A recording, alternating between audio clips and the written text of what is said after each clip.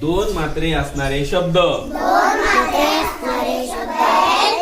चैन, बैल, वैर, कैरी, थैली, नैना, पैसा, वैभव, कैलास, दैनिक, पैठणी, भैरवी, मैदानी, वैभवी, वैदिक, बैठक, मैफल, खैरात, जैविक, तैनात, भैरोबा, वैराग, सुदैवी,